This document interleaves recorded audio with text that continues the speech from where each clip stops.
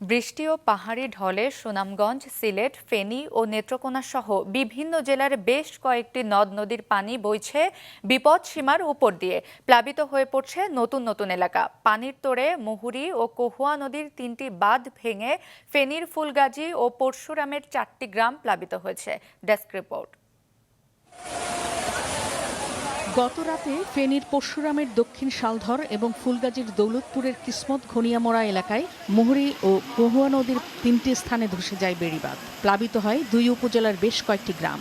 শেষ খবর পাওয়া পর্যন্ত বাঁধের ভাঙা অংশ দিয়ে পানি ঢুকে প্লাবিত হয়ে পড়ছে নিম্নাঞ্চলের নতুন নতুন এলাকা। এই রাত্রে 10টার মধ্যে পুরো রাস্তা ভেঙে পড়ে গেছে, ঘর সহকারে পুরো আমার ঘর, জিনিসপাতি তেমন কিছু বের করতে পারি নাই। ভাঙ্গে বারবার আমরা ছেলে মেয়ে কষ্ট করি, নদী ভাঙ্গে আর ভান্দিও না, কিছু করেও না। ঠিকাদাররা মজবুত করে বান বাঁধে না, এই কারণে এই পরিস্থিতি। সুনামগঞ্জের সুরমার 16 ঘর ও ছাতক পয়েন্টে পানি বিপদসীমার উপর দিয়ে বইছে। সৃষ্টি হয়েছে ফের বন্যা। ডুবে গেছে ফসলি জমি ও চারণভূমি। বাড়িঘরে পানি ঢুকে পড়ায় দুর্ভোগে পড়েছেন নদী তীরের অর্ধশতাধিক পরিবার। পানিতে সয়লাব পুরো হাওড় অঞ্চল। এদিকে সুরমা নদী পারাপারের সময় নৌকাডুবিতে নিখোঁজ হয়েছে এক শিশুসহ 3 জন।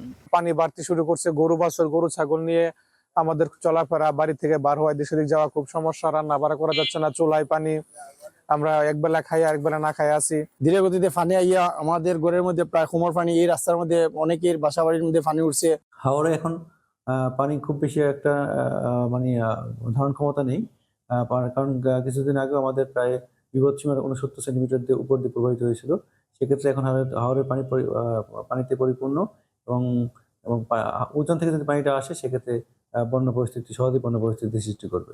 সিলেটের বিভিন্ন উপজেলায় নদী তীরের বিভিন্ন এলাকা সহ নগরীর উপশহর তালতলা, মেজরটিলা, বাগবাড়ি, পায়রা সহ বিভিন্ন ওয়ার্ড পানিতে ডুবে গেছে। পানিবন্দী হয়ে পড়েছেন কয়েক লাখ মানুষ। পানি বাড়ায় সিলেটের গোয়াইনঘাটের 2টি সড়ক পানিতে তলিয়ে যাওয়ায় বিভিন্ন এলাকায় যোগাযোগ বিচ্ছিন্ন হয়ে পড়েছে। ভারত থেকে নেমে আসা পাহাড়ি ঢলে পিয়াইন নদী, সারি এবং গোয়াইন, এর মধ্যে 3টি নদীর পানির যে উচ্চতা সীমা সেটি বৃদ্ধি পাচ্ছে। গতকাল চেরাপুঞ্জিতে 313 মিলিমিটার বৃষ্টিপাত হয়েছে এবং এর প্রভাব আজকে ব্যাপকভাবে এখানে পড়েছে। নেত্রকোনার উদ্ভাখালী, সোমেশ্বরী, কংস, ধনু ও মগরা সহ সব নদ নদীর পানি বেড়ে বিপদসীমা ছুঁই ছুঁই। জেলার কলমাকান্দা উপজেলা সদর, বরখাপন, পোগলা ইউনিয়নের বেশ কিছু এলাকায় পানি ঢুকেছে। পানি ঢুকছে মদনমোহনগঞ্জ ও খালিয়াজুড়ির বিভিন্ন নিচু এলাকাতেও।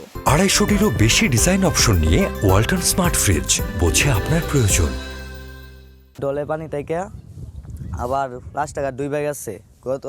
আগে একবার পানি উঠছে, উঠতে আবার নামছে। এভাবে যদি বৃষ্টি হয় আবার রাস্তা বাড়িতে পানি উঠবে। বাড়ি যাওয়ার রাস্তা বন্যা বৃষ্টিতে তলে হয়ে গেছে, বন্যা হওয়ার সম্ভাবনা আছে বেশি। এদিকে লালমনিরহাটে তিস্তা ব্যারেজ পয়েন্টেও পানি বইছে বিপদসীমার উপর দিয়ে। পানি নিয়ন্ত্রণে ব্যারেজের 44টি জলকপাট খুলে দিয়েছে পানি উন্নয়ন বোর্ড। আকস্মিক পানিতে ডুবে গেছে জেলা সদর, পাটগ্রাম, হাতীবান্ধা, কালীগঞ্জ ও আদিতমারি উপজেলার প্রায় অর্ধশত এলাকা। পানিবন্দী হয়ে পড়েছে প্রায় 20,000 পরিবার। তলিয়ে গেছে আমন ক্ষেত, গবাদি পশু নিয়ে চরম বিপাকে পড়েছেন মানুষ। গাইবান্ধার তিস্তা, যমুনা, ব্রহ্মপুত্র ও ঘাঘট নদীর পানি বেড়েছে। জেলার সুন্দরগঞ্জের বেলকা, হরিপুর, লখিয়ারপাড়া, তারাপুর, কাপাসিয়া, লালচামার, পোড়ারচর সহ অন্তত 15টি চরের নিচু এলাকা পানিতে ডুবে গেছে। রাঙ্গামাটির মাচালং, গঙ্গারাম বাজার ও বাঘাইহাট সড়ক পানিতে তলিয়ে যাওয়ায় সাজেকে আটকা পড়েছে 6 শতাধিক পর্যটক। নাদিয়া আফরিন, মাছরাঙা নিউজ ডেস্ক।